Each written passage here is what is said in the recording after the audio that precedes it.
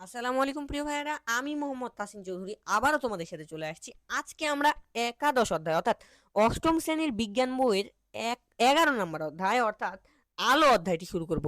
তো প্রথমে বলে দেই যে যদি ভিডিওটি ভালো লেগে থাকে অবশ্যই একটা সাবস্ক্রাইব করবা অ্যান্ড একটা লাইক অবশ্যই দিয়ে রাখবা ভাইয়া। সো আর দেরি না করে একটা সাবস্ক্রাইব এখনই ঠুকে দাও অ্যান্ড আমিও শুরু করছি আমাদের আলো অধ্যায়।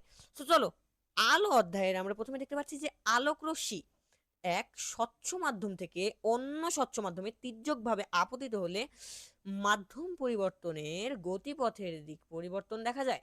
এটি হলো আলোর প্রতিসরণ। সো আমরা এই যে দেখো, আলোকরশ্মি একটা স্বচ্ছ মাধ্যমের থেকে অন্য একটা স্বচ্ছ মাধ্যমে তির্যকভাবে আপতিত হলে অর্থাৎ তির্যকভাবে গেলে মাধ্যম পরিবর্তনের গতিপথের দিক পরিবর্তন দেখা যায়। এটি হলো আলোর প্রতিসরণ। এরপরের পেজে আমরা আলোর প্রতিসরণ নিয়ে বিস্তারিত পড়বো যে আলোর প্রতিসরণ কি এবং আলোর প্রতিসরণের যে সংজ্ঞাটা ভাইয়া সেটা কিন্তু অবশ্যই লাগবে। এই দেখো আলোর প্রতিসরণ কি সুন্দর করে দেখাই যে আলোর প্রতিসরণটা হচ্ছে ভাইয়া, এই দেখো যে আমরা একটা ধরো পেন্সিল যদি একটা ইয়াতে পানির ইয়াতে রাখি তখন আমরা দেখি যে এই দেখো এরকম অর্ধেক অর্ধেক এরকম হয়ে গেছে, বাট এটা কিন্তু আসলে একদম আমাদের চোখে দেখায় কারণ আলোর প্রতিসরণ আমরা শুরুতেই পড়ছি যে যদি ভাইয়া আলো যে কোনো একটা স্বচ্ছ মাধ্যম একটা মাধ্যমের থেকে আরেকটা মাধ্যমে যায় অর্থাৎ আপতিত হয় তখন এর দিক পরিবর্তন হয় ভাইয়া। সো দিকটা পরিবর্তন হয়েছে এতটুকু পড়লেই বুঝতে পারবা। নেক্সটে চলো যে আলোর প্রতিসরণের যে কয়েকটা নিয়ম দেওয়া আছে এই নিয়মগুলো আমরা পড়বো। আলোর প্রতিসরণের নিয়মগুলো এখান থেকে সুন্দর করে পড়ে নিবা। দেখো এই যে চিত্রটা দেওয়া আছে ভাই, এই চিত্রটা কিন্তু অবশ্যই লাগবে। দেখো এই যে ধরো এই যে এটা হচ্ছে ভাই একটা আলো, হ্যাঁ না এখানে আলোর দিকটা দেখাইছে হচ্ছে এই পিছনে থেকে, এই যে পি। দেখো ঘন মাধ্যমের থেকে হালকা মাধ্যমে গেলে হয় আলোর প্রতিসরণ, এটা মনে রাখবা, ঘন মাধ্যমের থেকে হালকা মাধ্যমে গেলে হয় আলোর প্রতিসরণ।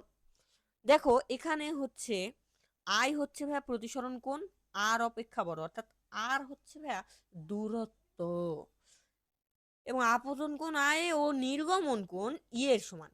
তারপরে দেখো এখান থেকে কয়েকটা বৈশিষ্ট্য দেওয়া আছে যে আলোক রশ্মি যখন হালকা মাধ্যম থেকে ঘন মাধ্যমে প্রবেশ করে তখন সে এটি অবিলম্বের দিকে সরে আসে। এই ক্ষেত্রে আপতন কোণ প্রতিসরণ কোণ অপেক্ষা বড় হয়। মুখস্থ করে রেখে দিবা। তারপরে এটাও পড়বা যে আলোক রশ্মি প্রথমে একটি মাধ্যম থেকে যেমন বায়ু অন্য মাধ্যম অর্থাৎ কাচ মাধ্যমে প্রতিসারিত হওয়ার সময় পুনরায় এই একই মাধ্যমে বায়ু নির্গত হলে আপতন কোণ ও নির্গমন কোণ সমান হবে। এরপরে যে এখানে যতগুলো বৈশিষ্ট্য দেওয়া আছে সবগুলা বৈশিষ্ট্য সুন্দর করে পড়ে নিবা।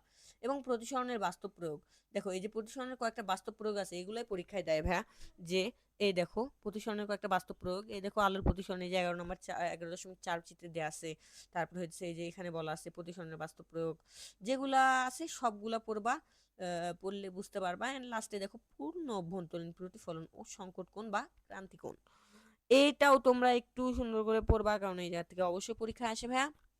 সো আর দেরি না করে তোমরা এটাও পড়ে নিবা, পুরোটা পড়বা। এবং লাস্টে দেখো পূর্ণ অভ্যন্তরীণ প্রতিফলনের শর্ত, এই শর্ত দুইটাই লাগবে যে আলোকরশ্মি কেবল ঘন থেকে হালকা মাধ্যমে যাওয়ার সময় পূর্ণ অভ্যন্তরীণ প্রতিফলন ঘটে। পূর্ণ অভ্যন্তরীণ প্রতিফলনের যে সংজ্ঞাটা দেওয়া আছে ভাইয়া তোমাদের বই, সেই সংজ্ঞাটা সুন্দর করে দাগিয়ে পড়ে নিবা ভাইয়া। সেই সংজ্ঞাটার থেকে কিন্তু অবশ্যই অবশ্যই প্রশ্ন আসবেই। তারপরে দেখো ঘন মাধ্যমে আপতন কোণ অবশ্যই এ মাধ্যম দুটির সংকট কোণের চেয়ে বড় হতে হবে, এটাও পড়বা। লাস্টে দেখো অপটিক্যাল ফাইবার, অপটিক্যাল ফাইবার হচ্ছে কি, এইটা প্রশ্নে চলে আসছে যে অপটিক্যাল ফাইবার কি।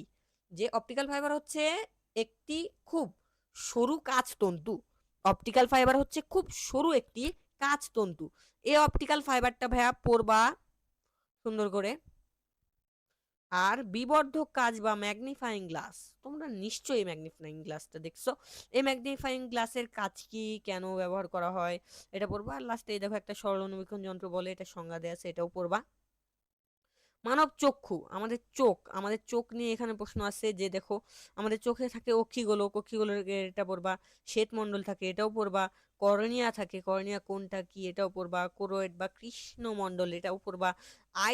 আইরিশটাও পড়বা। মণি বা তারারন্ধ্র এটাও পড়বা। উত্তল লেন্স এটাও পড়বা। অক্ষিপট বা রেটিনা এটাও পড়বা। সবগুলা সুন্দর করে পড়বা। এইটা থেকে পরীক্ষায় 100 একটা না একটা কোশ্চেন আসবেই ভাই। অ্যাকুয়াস হিউমার বা ভিট্রিয়াস হিউমার, অ্যাকুয়াস হিউমার এবং ভিট্রিয়াস হিউমারের মধ্যে যে ব্যাপারটা আছে ভাই, এই দুটো তোমরা সুন্দর করে পড়ে নিবা। তারপরে দেখো আলোক চিত্রগ্রাহী ক্যামেরা। এই আলোক চিত্রগ্রাহী ক্যামেরার মধ্যে কি থাকে দেখো, ক্যামেরা বক্স থাকে, তারপরে যে ক্যামেরা লেন্স থাকে, ক্যামেরা রন্ধ্র রন্ধ্র বা ফায়ার ফ্রেম থাকে, শাটার থাকে, তারপরে পর্দা, আলোক, আলোক চিত্রগ্রাহী প্লেট এবং স্লাইড থাকে। সো এইগুলাও কিন্তু তোমরা পড়বা। ক্রিয়া, দেখো আমরা ছবি তোলার সময় আমরা এই যে কি কিভাবে হয় না হয় সব পড়বা। এই যে আলোক সম্পাদের একটা সংজ্ঞা দেওয়া আছে, আলোক সম্পাদের সংজ্ঞাটা পড়বা। এখান থেকে কোনো কিছু বাদ দিবা না। ডেভেলপার আছে, ডেভেলপার পড়বা। এখানে মানে কেমনে কি হয় একবারে পুরাটা ধুয়ে রেখে দিবা, বুঝছো ভাইয়া। এবং লাস্টে একটা সুন্দর পার্থক্য দেওয়া আছে, যে ক্যামেরা এবং চোখের মধ্যে পার্থক্য। এই পার্থক্যটার থেকে তোমার পরীক্ষায়, জেএসসি পরীক্ষায় বলো আর তোমার স্কুলের পরীক্ষায় বলো, সব পরীক্ষায় একটা না একটা প্রশ্ন থাকবেই ভাইয়া। সো এই জায়গা থেকে কিন্তু কোনোভাবেই মিস দেওয়া যাবে না, তোমরা পড়বা। এখান থেকে 2 থেকে 3টা হলেও তোমরা মুখস্থ করে রাখবা। সো আজকের ক্লাস ভাই এতটুকু ছিল। ভিডিওটা যদি ভালো লাগে অবশ্যই একটা সাবস্ক্রাইব ঠুকে দিও। অ্যান্ড আজকে এই পর্যন্ত, সবাই ভালো থাকবে, সুস্থ থাকবা। আসসালামু আলাইকুম। পরের ক্লাস করার জন্য বিশেষভাবে অনুরোধ জানানো হলো।